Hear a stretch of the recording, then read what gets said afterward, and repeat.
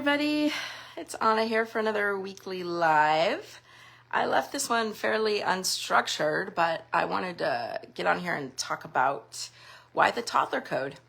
And yeah, we've talked a lot about so many things, expectations and leaving out of the action versus punishment, what to do instead of being permissive, and how children respond so easily to that. So I just wanted to come on here and give a little background of, we've talked about some whats, and I'd like to talk about some whys.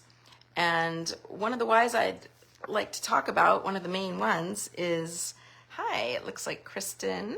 Hi, Kristen. So glad to have you live here. And I'm way open to questions if you want to either come on video with me, Kristen. I know I'm putting you on the spot and ask me a question, or just type something in.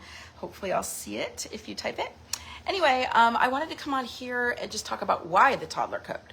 And I could do a really structured outline with this, why the Toddler Code, but I'm just going to go kind of just off the cuff here and say why the Toddler Code. One of the main reasons is because it aligns perfectly with what your toddler is expecting.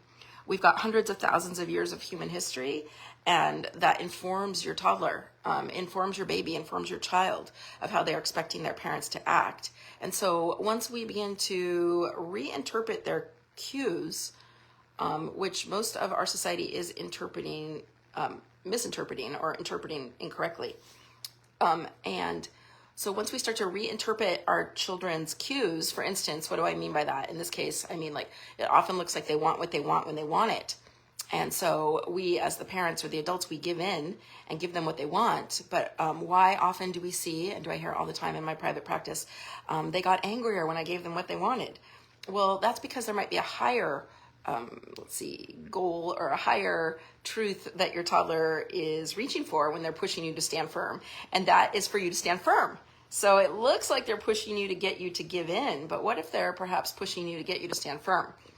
And in the Toddler Code, that's one of the things I do, is help you know how to stand firm without either giving in or getting angry, because both of those can be damaging to your child. One of them, in my opinion, giving in too much inflates their little self-esteem. So they're a little too big for their britches, and they kind of start to think they're in charge of us instead of us being in charge of them.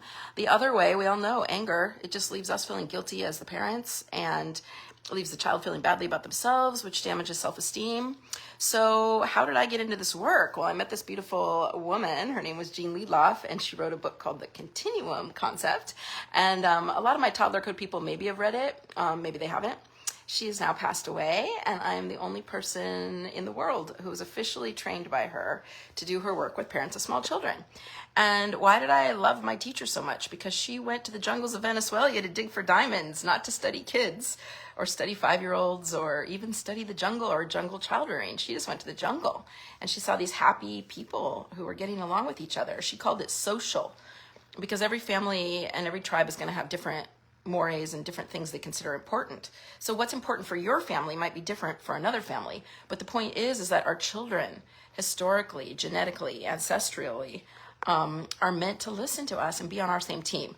And we in the West, we've gotten it so confused that we often think our children is the adversary, and that they're doing these things just to upset us, or just to pull the wool over our eyes, or just to sneak or whatever. But actually, our little human children are actually this is the part that's so difficult to understand. And in my coaching, what I do with you and your own family and your own examples with your toddler, but what is normal and natural for your family, and then we get you on the same team with your child, working together as a team instead of feeling like you're in conflict with each other or an adversary, or what you want is so different when your toddler wants. Your toddler wants to stay up as late as possible, and you want to go to sleep. Your toddler wants to not get dressed for school, and you want to get them dressed for preschool. Oh my God, I could have a million examples. You're making one dinner and your toddler wants something else for dinner, and then you give them that for dinner, and then they want something else for dinner again. So you're cooking multiple meals. So you want to just cook one meal and relax. And it looks like your toddler wants you to cook 3 meals. Well, what if I tell you that actually nature made it that you would both only want to, that actually your toddler is happy to eat what you're eating? What if I told you that? What if I told you that even now in France, the kids tend to eat what their parents are eating and eat really sophisticated things? So there's some things even in modern day United States that even other countries in the modern day are doing differently and more successfully than we are. Let alone if you look back to tribally, to our ancestors, and know what I practice, what I promote is not a back to nature movement. This is what we can do right now in our modern day New York City apartments. Or I don't know where Kristen, thanks for joining me again, Kristen. I don't know where you're from. And for some reason when I'm on my phone, I can't see the comments. I could try to bring you on video. I don't want to embarrass you, Kristen. I'm going to try. If you don't, I'm going to send you the invite. If you don't, unable to add guests. Okay. So anyway, let's see here. What I'm trying to say is why the Toddler Code?